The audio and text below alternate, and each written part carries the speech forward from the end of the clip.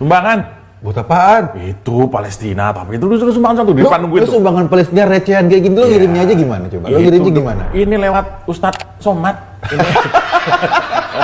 Dia mau ngirim kemana? Nggak tahu lah, kemarin itu juga gue nyumbang tuh yang kapal selam itu. Terus jadinya apa? Jadinya bingung gua. Lu kapal selam itu harganya 5 triliun. 5 triliun. Sumbangan terkumpul, katakanlah 2 miliar. Busi, buat busi. Lu belum tahu busi kapal selam kayak apa? Busi kapal selam. Mungkin buat nyuci kali ya? Buat nyuci. Bukan. Buat BBM-nya itu, mungkin. Tapi kan bingung itu. Iya, dia mau bawa ke TNI AL ditolak pasti dong. Iyalah, karena segitu. kan nggak ada struktur keuangan negara dapat sumbangan dari rakyat, itu nggak ada. Iya, lagian sumbangan kapal selam. Hah? Iya kan? Iya, maksudnya 5 triliun dapatnya satu miliar. Kemarin 1 miliar kan gitu. Sekarang mau ngembalikin bingung. Iya. Iya. Ini kan kacau. Ya udahlah, lo bayangin, lo kalau orang yang lo nyumbang, lo ikhlas nggak tuh? Orang nggak bisa dikembalikan. Lo kan nyumbang tujuannya mau. Iya kan, akhirnya kayaknya sih sekarang buat kapal selamnya Pak Somad. Kan dia punya kapal selam baru. Jadi ini juga ada nih Pak. Yang Palestina Pak Somad lagi? Pak Somad sumbangan lagi? Iya, jadi dia mungkin akan menjadi apa? Duta atau sumbangan. Bapak sumbangan. Bapak pengepul sedekah. Buset, bro, sedekah bro, bukan koran di pool. Iya, apa-apa sumbangan. Iya. Kan mestinya nih bro, sumbangan itu yang jelas lah pertanggungjawabannya. Ya, jadi jangan ngasal ngumpulin mentang-mentang dia figur yang banyak followernya. Dikit-dikit ada Palestina, save Palestina, sumbangan. Oh iya. Sekarang kemarin kan kita baru kehilangan kawan baik nih. Ya, Birgaldo ya. Birgaldo meninggal ya. Ada juga teman kita yang buka donasi. Buka donasi untuk buat warga. Birgaldo. Siapa tuh? Siapa namanya? Dr. Otto Rajasa. Itu teman kita di Kalimantan. Satu lagi Mbok Nilu dari Bali. Yang dari Bali. Berapa yang Dr. Otto dapat berapa tuh? Dokter Otto itu yang menarik ya, tiap hari diupdate dan dibatasi waktunya. Tanggal sekian, udah kita nggak terima lagi. Oh itu transparan. Transparan tiap hari update. Betul. Denny Siregar tuh tiap hari tuh. Betul. Dapat sekian, hari ini sekian. KNH juga nyebutin. Dokter Otto tuh terakhir udah ditransfer ke istrinya Birgaldo. Dan itu terbuka, transparan, diumumin ke semua penyumbang. Dan jelas. Peruntukannya buat siapa? Betul. Ini buat keluarga almarhum Birgaldo. Iya. Sosoknya ada, nomor rekeningnya ada, tinggal dikasih. Itu dia dapat 1.500.000 berapa? 8 juta. Gila, lu sampai apal gitu, saking transparannya. Enggak, di situ ada tulisan tuh. Oh, ada. Jadi itu detailnya ada ya. Ada detailnya. Yang nyumbang. Bahkan katanya apa bukunya di print atau di print. Buku tabungannya. Buku tabungan atau di print dari mana, dari banknya. Itu ada 198 halaman. Buset. Itu pada per halaman kurang lebih 25 printan. Buset, banyak amat. Ada 5.000 orang yang nyumbang. 5.000 orang. Jadi kalau lu meragukan, ini sumbangan gua kemana? Nah, lu baca sendiri. Lu tinggal minta, dikirim itu. Bentuk sumbangannya kemana? Keterbukaan itu yang paling penting dan jelas alokasinya kemana. Coba kalau kapal selam alokasinya kemana bro? Ya makanya apakah itu mulai dari empek-empek dulu kan kita nggak tahu. Nggak ada istrinya kapal selam. Nggak, kapal selam berjodoh nggak ada. Gitu makanya nggak ada dialokasikan ke TNI Angkatan Laut nggak diterima. Itu artinya segala sesuatu harus dipikir, harus cerdas. Iya, ini kan soal alokasi penting juga. Jangan emosionalnya dulu keluar. Oh ya, pemerintah nggak mampu. Ayo kita patungan. Ini kalau enggak kan sekarang bingung mau kembaliinnya gimana. Nah, bayangkan kalau 1 miliar itu ternyata nyumbangnya orang 10.000 rupiah. Orang itu. Ratusan ribu ngembalinya juga susah. Ngembaliinnya bingung. Nyusahin. Kalau nggak dikembaliin, dosa dong. Dosa. Sekarang kalau dialokasikan ke hal lain, misalnya untuk bulan madu, jelas orang nggak rela, nggak boleh. Madunya madu apa dulu? Madu rasa, madu. Ini madu tak gentar kayaknya ini. Nah ini terkait dengan sumbangan-sumbangan liar seperti itu. Iya. Sekarang hampir semua tokoh-tokoh itu bikin donasi, apalagi Palestina ini. Sama bro, dulu waktu kasus Aleppo. Jadi Aleppo itu Suriah itu kota yang ketika dikuasai sama ISIS nggak ada yang minta sumbangan. Biasa aja dia. Biasa aja. Santai nih. Ketika ISISnya dibombardir, dihajar, pada minta sumbangan baru. Oh, tadinya enggak. Minta sumbangan ke masyarakat Indonesia, save Aleppo. Terutama itu tuh, ACT itu. ACT. Wow, spanduknya di mana-mana tuh. Aksi cepat transfer. Dan itu orang terpengaruh karena melihat gambar. Gambar lu gila, lu orang lagi nangis-nangis. Gambar nangis orang tua, biasanya orang tua keriput tuh. Ya, orang tua keriput sama anak kecil yang coreng-coreng tuh mukanya. Kayak arem gitu kan. Itu mungkin pendirinya, itu nggak tahu itu. Dan itu mempengaruhi masyarakat kita. Buru-buru nyumbang, bro. Buru-buru transfer. Buru-buru transfer, biar dapat pahala. Dikirim nih sebagian. Iya. Pas dikirim, ternyata dikirim buat teroris. Salah kirim, bro. Bukan salah kirim, memang tujuannya ke situ. Jadi kita membesarkan teroris waktu itu. Iya, masyarakat Aleppo-nya yang sengsara. Tetap sengsara. Kita mengirim bahan sumbangan kita oleh ACT ke teroris. Waduh. Ke kelompok-kelompok teroris. Kelompok teroris ini makanan kita digunakan biar punya senjata buat bunuhin rakyat Aleppo. Ini lagi-lagi kita kena prank. Prank sumbangan. Iya, itu. Ini kok ini seperti bentuk elit dari, ingat gak dulu? Orang keliling sumbangan naik mobil bawa speaker untuk bangun masjid di Sukabumi, Pak, keliling. Iya benar. Ternyata itu ada netizen, lu tahu kan netizen kita kan yang julid. Terus itu mobil diikutin. Terus ternyata nggak untuk nyumbang, itu untuk keperluan pribadi yang keliling-keliling tadi. Oh, ini kan itu membawa mata pencarian jadinya. Mata pencarian. Apakah yang lu sebutkan tadi juga sama seperti ini? Nah, itu dia. Kita nggak tahu, kita harus penyelidikan. Kan harus jelas. Kalau itu sebagai mata pencarian, lu jangan pakai gunain nama masjid dong. Betul. Kalau itu sebagai mata pencarian, lu jelas-jelas aja. Bilang aja minta. Lu ke jalan cari cat warna apa silver, cat muka lu. Jelas kan mata pencarian. Itu lebih terhormat. Lebih terhormat. Bro, ini kan kejadiannya ini agak unik. Yang mana tuh? Karena lu sebut tadi seperti ACT. Tadi waktu gua berangkat ke rumah lu ini, itu di pinggir jalan itu ada baliho gede banget. Apa tuh? Iya, peduli Palestina, Save Palestina, rebut Palestina. Pasti ada nomor rekeningnya gede tuh. Nomor rekeningnya gede. Dan gua tahu temen di Pemda, gua tanya, kalau pasang baliho itu 150 juta bang. Untuk berarti berapa penghasilannya? Baliho 150 juta. Baliho 150 juta, bro. Sewanya itu pasang baliho di pinggir jalan gede itu. Save Palestina. Save Palestina.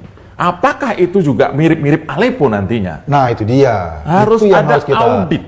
Iya, enggak benar. Itu kayak jual kesusahan orang lain nyari duit di sini. Nah, ini pemerintah harus turun tangan karena kan kita umat-umat ini digerus. Mungkin dalam konteks beragama, gue nyumbang tetap jadi sedekah. Ya mungkin, kan sebagai penyumbang. Kalau lo nggak tahu, lo nggak tahu itu lo pikiran lo positif, itu bakal disalurin. Tapi kalau lo kayak udah tahu nih, bakal katakanlah kasus apa Aleppo, bakal disalurin sama teroris, lo tetap nyumbang.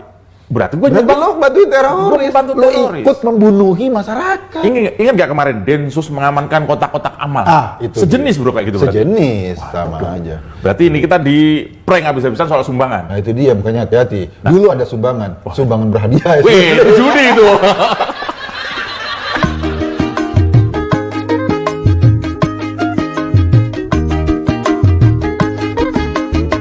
Nah, gua tetap mau nyumbang.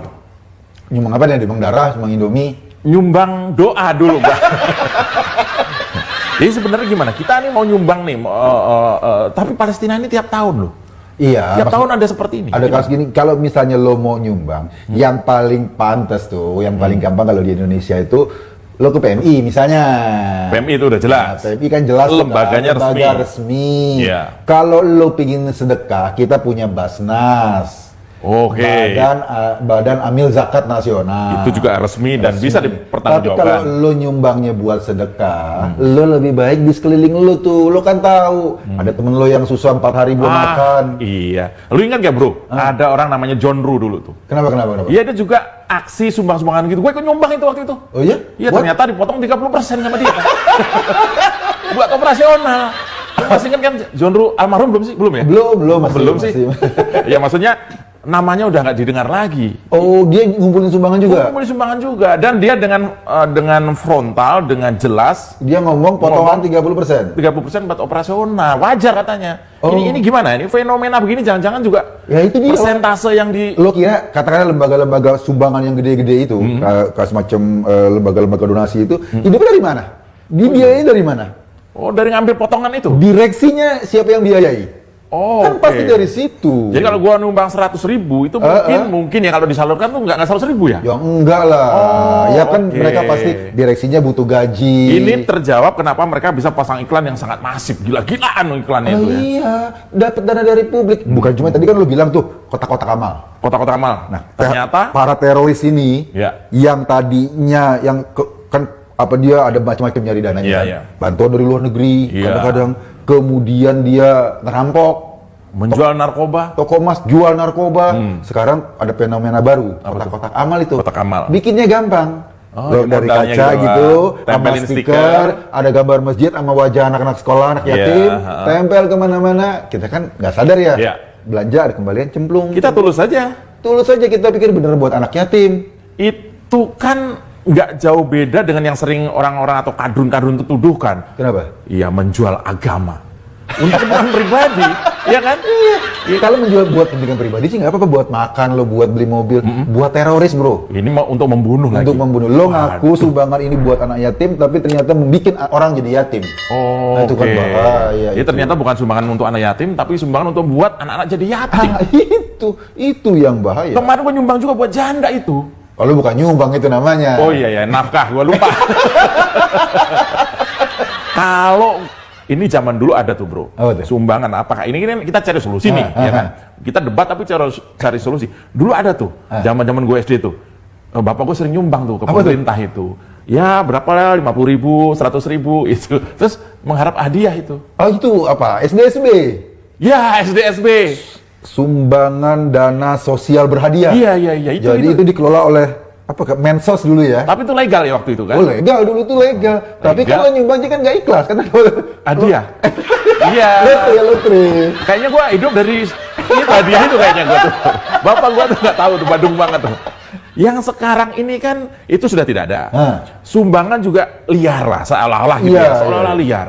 Karena ada agama itu di atas itu kan. Apalagi Pak siapa? Ustadz siapa? Somad. Dengan pidato yang berapi-api, yang tidak menyumbang berarti tidak peduli dengan agama. Tapi tidak ada transparansi di situ. Kita bisa nuntut nggak ini? Bisa, itu kan melanggar sebetulnya. Sebetulnya sumbangan itu ada mekanismenya. Mengumpulkan dana publik itu ada aturannya. Ada aturan pemerintah ada? Sebetulnya ada aturannya. Tapi kan kadang-kadang ya lo jangankan itu. Pengeras suara di masjid juga ada aturannya. Ada aturannya. Tapi kan kadang-kadang kita lupa sama aturan-aturan yang detail-detail gitu.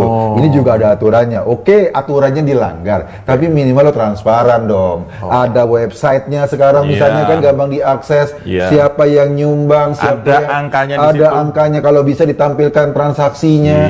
Jangan sampai transaksinya sumbangan dari lo, transaksinya ke beli belanja di Indomaret, belanja di apa-apa. Transaksi keluarnya itu kan repot. Kemarin gue juga udah nyumbang, tapi gue nggak mau pakai nama gue. Lo pakai nama siapa? Hamba Allah. Gitu. Dalam kurung Joe. Tetap. Dalam kurung Joe nama telepon. Iya, nama telepon. Dan gue itu nggak sebar-sebar, cuman gue taruh di status aja. Sekarang gini, kalau kejadian banyaknya donasi-donasi abal-abal kayak gitu, donasi-donasi yang ternyata kita nggak tahu nih peruntukannya buat apa gitu. Sekarang kalau yang teman-teman kita yang sudah terlanjur nyumbang, bagaimana minta pertanggungjawabannya? Nah itu dia, ada sih pertanggungjawab ke lembaga-lembaga itu biasanya ada. Itu laporan keuangan, detail tuh angka-angkanya. Setelah berapa tahun? Iya, biasanya setahun sekali kan. Biasanya mereka di audit lembaga keuangan. Tapi kalau lo perhatikan di situ ada dana buat operasional. Wah itu ambil dari situ juga. Dari situ juga di laporan keuangan tuh. Dana untuk pengembangan komunitas. Kita nggak tahu nih komunitas apa nih. Mana lagi mungkin komunitas dia dan teman-temannya. Muter aja di situ bro. Lagi. Ada macam-macam.